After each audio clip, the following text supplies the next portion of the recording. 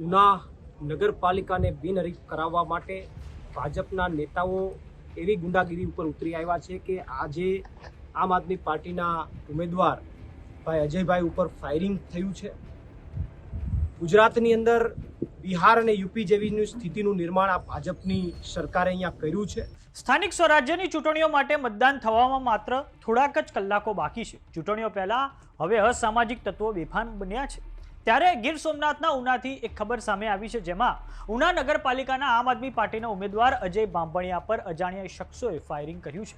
આમ આદમી પાર્ટીના પ્રદેશ ફ્રન્ટલ સંગઠનના પ્રમુખ પ્રવીણ રામે આપના ઉમેદવાર અજય બાંભણિયાની હવે મુલાકાત લીધી છે અને આ ઉપરાંત તેમણે આ ઘટનાની સામે નિષ્પક્ષ પોલીસ તપાસની માંગ પણ કરી છે। તો આવો જાણીએ સમાચાર વિસ્તારથી। નમસ્કાર, જમાવટ સાથે હું છું પાર્થ।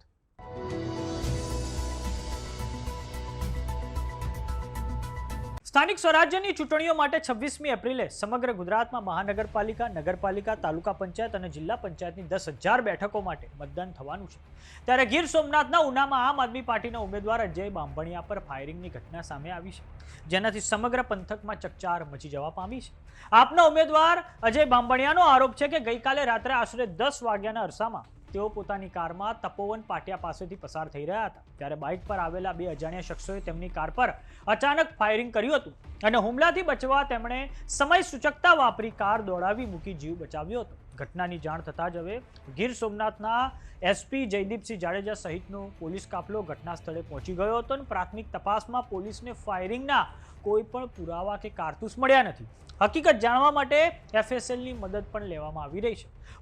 હોસ્પિટલમાં સારવાર લઈ રહેલા અજય બાંભણિયાએ ગંભીર આરોપ લગાવ્યો છે કે આમ આદમી પાર્ટીમાંથી નગરપાલિકાના વોર્ડ નંબર 5 અને 7માં તેમણે ઉમેદવારી નોંધાવી હતી અને આ રાજકીય અદાવત રાખીને ભાજપના ધારાસભ્ય કાળુભાઈ રાઠોડના માણસોએ તેમના પર આ હુમલો કરાવ્યો હતો। તો બીજી તરફ પોલીસે હાલ પુરાવા એકત્રિત કરવાની કામગીરી તેજ બની છે અને હવે સૌની નજર એફએસએલના રિપોર્ટ પર છે। તો આમ આદમી પાર્ટીના પ્રદેશના ફ્રન્ટલ પ્રમુખ પ્રવીણ રામે ઉમેદવાર અજય બાંભણિયાની મુલાકાત લીધી છે। ત્યારબાદ તેમણે મીડિયા સમક્ષ પ્રતિક્રિયા આપતા કહ્યું છે કે આ સમગ્ર ઘટનામાં અમને શંકા છે કે ભાજપના નેતાઓએ ફાયરિંગ કરાવ્યું છે। ભારતીય જનતા પાર્ટી ગમે તેવા પ્રયત્નો કરે, આમ આદમી પાર્ટી પૂરી તાકાતથી ચૂંટણીઓ લડશે। ભાજપે ઉના નગરપાલિકામાં દબાણ ઊભું કરીને કોંગ્રેસના ઉમેદવારોના ફોર્મ પરત ખેંચાવ્યા છે।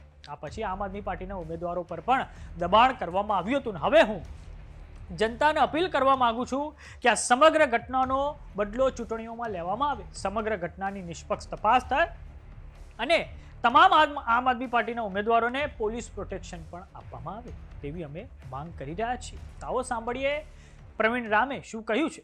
ગુજરાતની અંદર ઉના નગરપાલિકાને બિનહરીફ કરાવવા માટે ભાજપના નેતાઓ એવી ગુંડાગીરી ઉપર ઉતરી આવ્યા છે કે આજે આમ આદમી પાર્ટીના ઉમેદવાર ભાઈ અજયભાઈ ઉપર ફાયરિંગ થયું છે।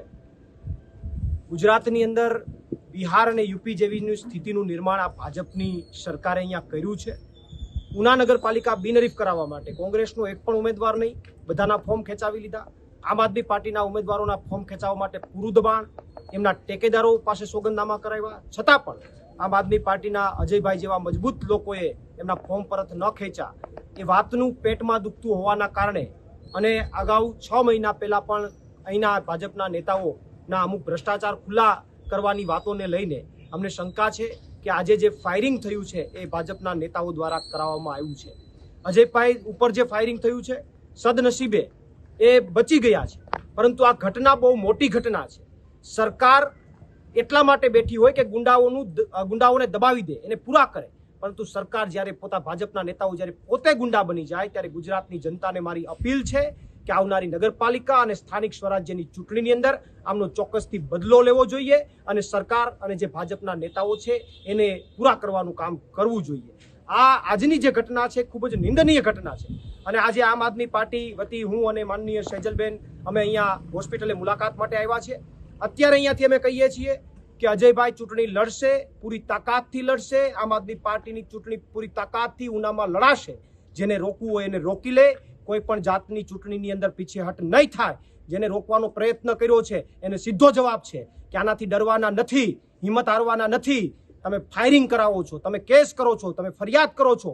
પોલીસને મારે કહેવું છે ચૂંટણી આવી છે, હથિયાર જપ્ત કરવાના હોય, શા માટે, ક્યાંથી હથિયાર આવ્યું, કઈ રીતે હથિયાર આવ્યું?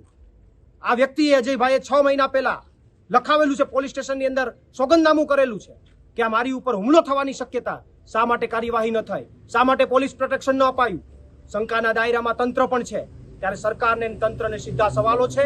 આમ આદમી પાર્ટી આ મુદ્દે ચોક્કસથી ગુજરાતમાં અવાજ ઉઠાવશે, લડશે અને આ તમામ ઉમેદવારો પૂરી તાકાતથી ફાઇટ આપશે અને ચૂંટણી મેદાનમાં ઉતરશે. પણ ઉનાની જનતાને મારી અપીલ છે કે અમે જ્યારે એટલી હિંમત બતાવી રહ્યા છે, તાકાત બતાવી રહ્યા છે, ત્યારે તમામ લોકોને જીત અપાવો એવી ઉનાને તમામ લોકોને હું નમ્ર અપીલ કરું છું. પણ ખાસ વાત કરી તો અજયભાઈ છે એ ટૂંકમાં ધારાસભ્ય તાળું નિધન તો બને છે, તેના કંઈક ને કંઈક કુટુંબમાં પણ છે અને ભૂતકાળમાં તેઓએ વિડીયો વાયરલ કર્યા હતા. શું છે? જુઓ, આ તો આજે એ હદ સુધી જતું રહ્યું છે કે કુટુંબ સાઈડમાં ગયું. રાજનીતિની અંદર છેલ્લી હદ સુધી જવાનું કામ ઉનાની ધરતી ઉપર થયું છે. અને ઉનાની ધરતી ઉપર આજે પહેલી વાર ઘટના નથી બની. વારંવાર ફાયરિંગની ઘટનાઓ બને, દબાવી દેવાનો પ્રયત્ન થાય, કોઈને દબોચી દેવાનો પ્રયત્ન થાય. આજના ગુજરાતની અંદર, લોકશાહીવાળા ગુજરાતની અંદર આ બધી વસ્તુઓ મને લાગે છે કે ખૂબ વધારે પડતી છે. અને ભાજપ એમ કહે છે કે અમે કાયદો અને વ્યવસ્થા જાળવવામાં સફળ થયા છે. કઈ દિશાની અંદર કાયદો અને વ્યવસ્થા જાળવવામાં સફળ થયા છે? તમામ વસ્તુઓ મને એવું લાગે છે કે બીજેપી પોતે ગુંડાગીરી ઉપર ઉતરી આવી છે. પણ બીજી વસ્તુ એ છે કે પોલીસ છે, આ ઘટના બની ગઈ છે, આવડી મોટી ઘટના બની ગઈ. એક તરફ સ્થાનિક સ્વરાજ્યની ચૂંટણીઓ ચાલુ છે, બીજી તરફ પોલીસ છે એ અજયભાઈની ગાડી છે તે પોલીસ સ્ટેશન લઈ ગઈ છે, બીજી તરફ પોલીસ મોડી પહોંચી હોય એવું પણ સામે આવ્યું છે. જુઓ, એ તો આ બધું આખું પ્રી પ્લાનિંગ જ હોય. અત્યારે અજયભાઈ સાથે વાત કરી તો એમણે કીધું બે વ્યક્તિ મોઢું એમના પેલું પહેરી અને બંને ટુ વ્હીલમાં આવે છે, ફાયરિંગ કરે છે અને ત્યારબાદ અજયભાઈ ત્યાંથી બચીને અહીંયા આવે છે.